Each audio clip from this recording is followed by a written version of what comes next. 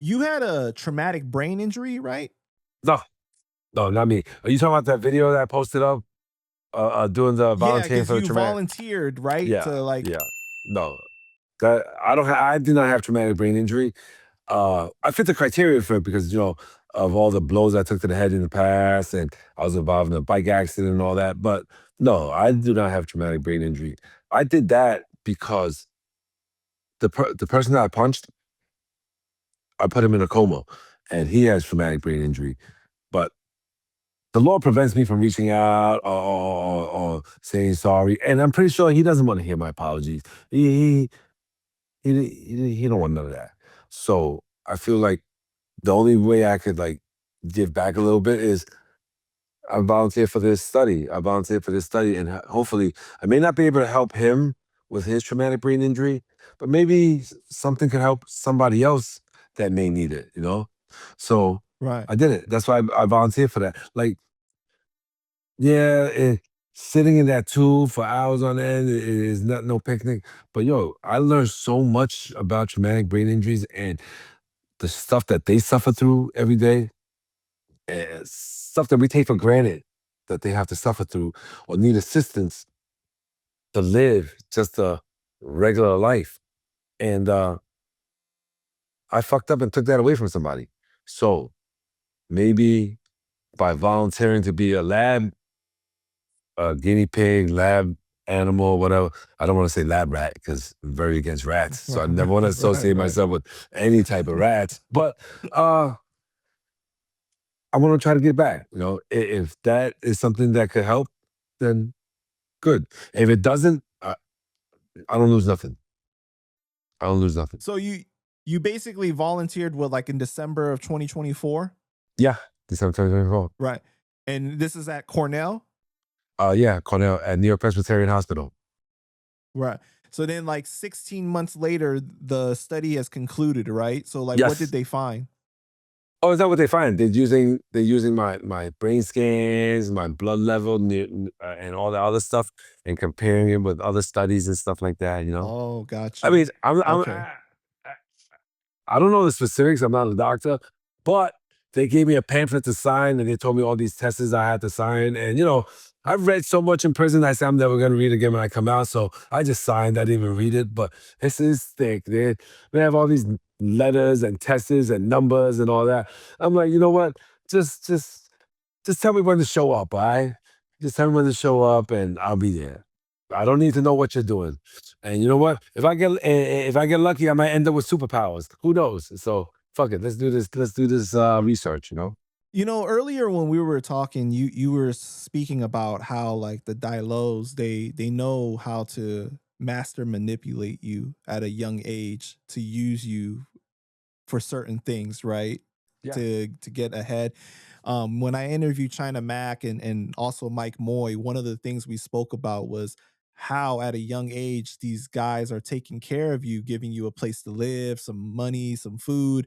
It makes you feel like, man, like these guys are really taking care of me. I got to have a sense of loyalty to them, right? So it opens Yep. the door for that to happen. One of the things I'll never forget is China Max saying that he thought it was love, but then he realized later on in life that he was being taken advantage of. Man, roll the clip. At what age did you realize that you were being exploited? I mean, I don't know. I realized it once. I guess I went to prison.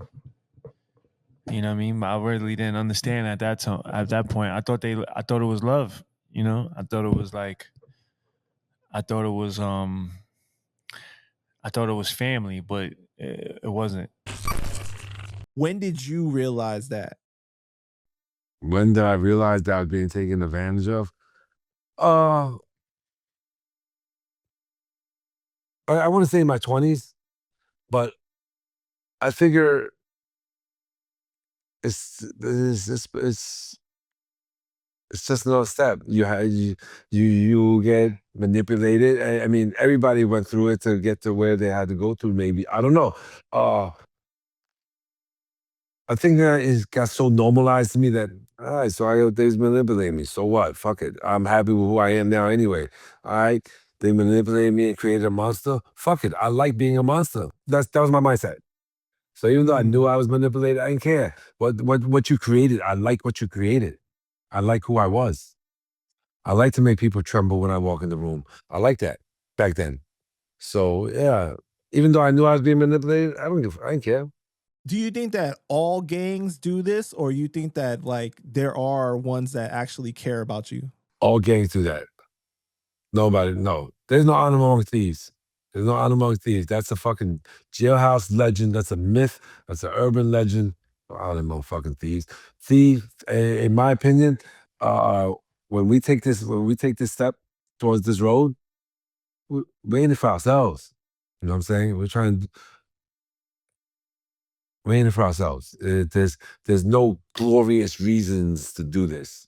It's to be a criminal is to be lazy, selfish, and looking for the easy way out. In my opinion, now, and Mhm. that's who I was. That's who I was. So I could say that. I mean, I don't want to I have to go to school for 8, 10, 12 years just to find a career. Fuck that. I'm going to let me go in this store and just take what I want to take. That's so much easier, you know? Right. So yeah.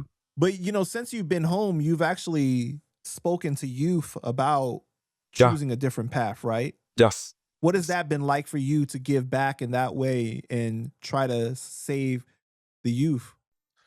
Uh feel I don't want to give you the freaking cliche answer. It feels good for my soul and I feel so refreshed after doing it. I ain't gonna say a lie. I mean, I do it for many reasons. I do it for many reasons. One, I don't want to end up in hell. And no, that's not the reason. Uh, I gotta get back. I when I do it, I feel good about doing it, but that sense of feeling good at first was for like selfish reasons. But eventually I feel like that's what my calling is, like, all right, you've taken life, now give life. Like you've hurt people, now heal people, you know? I don't know.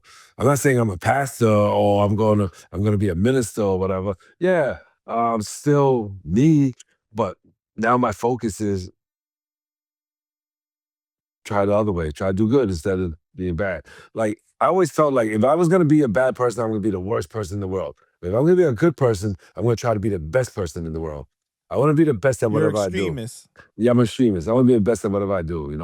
If I'm gonna be the lazy, I want to be the laziest motherfucker in the world. Like lazy to the point where I don't even want to scratch my own back. Uh, I don't know if it's gonna help me or what, but that's my personality, I guess. Well, and the good thing though is like when you have these conversations with these kids, right? You may not like be like the ultimate reason why they change or anything, but you could plant a seed at least that Yeah. later on, if they do make a mistake or something, they turn back and look like, damn, he was trying to warn me. He was at least trying to help me. That I remember that guy talking or something, right? Yeah, yeah, definitely.